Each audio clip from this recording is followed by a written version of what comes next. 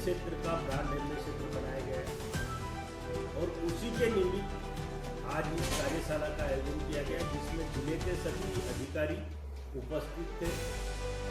राजस्थान की यशस्वी मुख्यमंत्री दृढ़ संकल्पित है कि राजस्थान स्वच्छ बनना चाहिए, सुंदर बनना चाहिए, हरा भरा बनना चाहिए और बीमारी मुक्त राजस्थान बने। राजस्थान के अंदर निरंतर तरक्की और उन्नति हम देख रहे हैं। राजस्थान विकसित राजस्थान और समृद्ध राजस्थान बनने जा रहा है। उसमें स्वच्छ राजस्थान की कड़ी सबसे मजबूत होती है और उसी को लेकर आज ये कार्यशाला आयोजित है। निकायों के अंदर मैं ये मानता हूँ कि राजस्थान की 306 निकाय हैं और सभी में स्वच्छता का काम चल रहा है, लेकिन कुछ सिस्टम में सुधार, मतलब जो काम चल रहा है उसमें हम कैसे सुधार कर सकते हैं, उसी को लेकर आज मेरे द्वारा छोटे छोटे टिप्स यहाँ दिए गए हैं, क्योंकि स्वच्छता के महत्व को समझना भी आवश्यक है और स्वच्छता कैसे धरातल पर उतारी जा सके। मेरा अनुभव मैं आप लोगों से शेयर कर दूं। मैं राजस्थान की डूंगरपुर निकाय का 2015 से 2020 तक सभापति था। मेरी निकाय देश में अव्वल स्वच्छता में थी। राजस्थान में हम निरंतर नंबर 1 पिछले 8 सालों से आ रहे हैं, क्योंकि हमने जो काम किया वो केवल स्वच्छता ही नहीं, पर्यावरण ही नहीं, जल संरक्षण और जल संचय नहीं, बेटी बचाओ बेटी पढ़ाओ नहीं, महिला सशक्तिकरण नहीं, हमने हर क्षेत्र में एक अलग हटकर काम किया, जिसकी बदौलत हमारी निकाय देश और दुनिया में आज अपना एक नया स्थान रखती है। उसी को लेकर आज छोटे छोटे टिप्स मेरे द्वारा दिए गए हैं और मुझे पूरा विश्वास है, क्योंकि 26 जिलों की यात्रा मैं अभी तक कर चुका हूं। मुझे 31 जनवरी को राजस्थान के यशस्वी मुख्यमंत्री ने स्वच्छता का ब्रांड एम्बेसडर जी खाली टूट गंदगी के अड्डे बन गए हैं, उसमें जीव जंतु कीटाणु रहते हैं। हमने निकायों के अधिकारियों को पाबंद किया है कि आप आज ही विज्ञप्ति जारी करके और उनको सूचित करें कि 3 दिन के अंदर अंदर अपने प्लॉटों को साफ कर ले, अन्यथा आपके प्लॉटों पर 10 गुना पेनल्टी के साथ निकाय वसूल करेगी। जो खर्चा आएगा 10 गुना पेनल्टी के अलावा मैंने तो यहाँ तक कहा है कि जमीनों को सीज किया जाए और अगर पूर्ति करने की भी आवश्यकता पड़े तो निकाय पीछे नहीं हटे। हमें हर हाल में प्लॉटों को साफ करना है।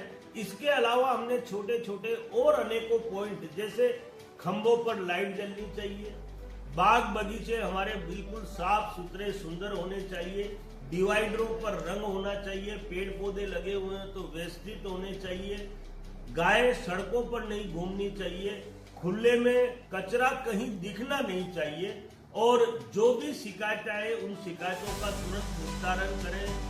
इसके अलावा हमने छोटे छोटे, जैसे मीट मांस की अवैध दुकानें शहर में नहीं चलनी चाहिए। कोई भी व्यक्ति मीट मांस को खुले में नहीं बेचे। हमारी कोई तालाब या झील हो उसके अंदर गंदा पानी नहीं जाना चाहिए। इसके अलावा भी हमने बहुत छोटे छोटे, जैसे निर्माण के कार्य चल रहे हैं, कोई भी रेती पत्थर सड़कों पर नहीं डाले, कोई भी सार्वजनिक दीवारों पर आज हम देखते हैं कि लोग पोस्टर चिपका देते हैं और अनेकों प्रकार के चल और क्रांति, क्योंकि इसे हमें स्वच्छता को जन आंदोलन बनाना है और उसी को लेकर मैंने छोटे छोटे टिप्स दिए हैं, जिसके अंदर डोर टू डोर कचरा संग्रहण हमारा मुख्य काम है। अगर 100% घरों से हम कचरा उठा लेते हैं तो इसमें कोई संदेह नहीं कि शहर के अंदर कहीं भी खुले में कचरा नहीं दिखेगा। लेकिन उसके लिए जो प्रयास मैंने बताए हैं कि कचरा 365 दिन उठना चाहिए, कचरा टाइम बाउंडेड उठना चाहिए, गाड़ी टाइम से 10 बजे से पहले हर घर पहुंचनी चाहिए, गाड़ी गीला और सूखा अलग अलग कचरा उठाना चाहिए, हमारी जो गाड़ी जो जा रही है उसके अंदर हेल्पर भी साथ में होना चाहिए और उसकी मॉनिटरिंग, देखिए सबसे ज्यादा इम्पोर्टेंट है इसके अंदर मॉनिटरिंग, और हमने निकायों को निर्देशित किया है कि आप इसकी मॉनिटरिंग परफेक्ट रूप से करेंगे तो निश्चित रूप से इसमें बदलाव आएगा। एक गाड़ी एक दिन में, मतलब 10 बजे से पहले 400 घरों से ज्यादा का कचरा नहीं उठा सकती है, इसलिए 400 घरों के हिसाब से गाड़ियां लगानी होगी, तब जाकर हम 100% घरों से कचरा उठा पाएंगे। प्लास्टिक सड़कों पर नहीं दिखना चाहिए। प्लास्टिक केवल गंदगी नहीं फैलाता, ये जानलेवा भी है। माताएं और बहनें में अनजाने में प्लास्टिक की थैलियों में रोटी सब्जी भरकर डाल देती हैं, जिसको गाय खा लेती है। गाय खाती है तो गाय उस प्लास्टिक को खाने से उनकी मृत्यु तक हो जाती है। दंड का भागी व्यक्ति बनता है, माता बनती है, लेकिन ये जिम्मेदारी निकायों की है। मैंने निकायों के अधिकारियों को कहा है कि प्लास्टिक आंखों, एक बार अगर हम शहर में प्लास्टिक की सफाई कर देंगे तो दोबारा ये स्थिति बनने में कई साल लगेंगे, क्योंकि प्लास्टिक कई सालों का फैला हुआ है। और फिर हम प्लास्टिक को जब्ती का काम हम करें, नियमित रूप से अगर हम ध्यान रखेंगे तो गाय भी बचेगी, हमारा धर्म भी बचेगा और शहर भी स्वच्छ लगेगा। इसके अलावा सामुदायिक टॉयलेट, शहर के सामुदायिक टॉयलेट हमारे घर से भी ज्यादा साफ होने चाहिए।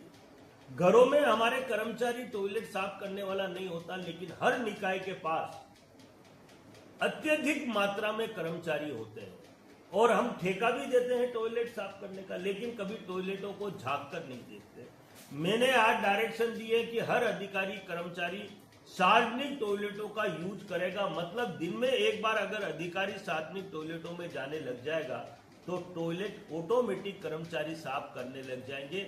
और 3 बार जियो टैग से उनके फोटो हम मंगा रहे हैं, तो मुझे पूरा विश्वास है कि सार्वजनिक टॉयलेट आज के बाद शहर में साफ नजर आएंगे। रात्रि स्वीपिंग हमारा चौथा मुख्य काम है कि रात्रि को कॉमर्शियल एरिया के अंदर 365 दिन सफाई होनी चाहिए। दिन में सफाई हो नहीं सकती, उसका कारण बड़ा स्पष्ट है कि ट्रैफिक रहता है और साधन खड़े रहते हैं, इसलिए कॉमर्शियल एरिया के अंदर रात्रि को सफाई नियमित रूप से होनी चाहिए। और एक कर्मचारी एक दिन में 400 मीटर की सफाई कॉमर्शियल एरिया के अंदर आराम से कर सकता है, इसलिए ये सफाई का अभियान हमें नाप कर देना चाहिए। निरंतर हमें उसकी चौकीदारी करने की आवश्यकता नहीं। 5वां हमारा मुख्य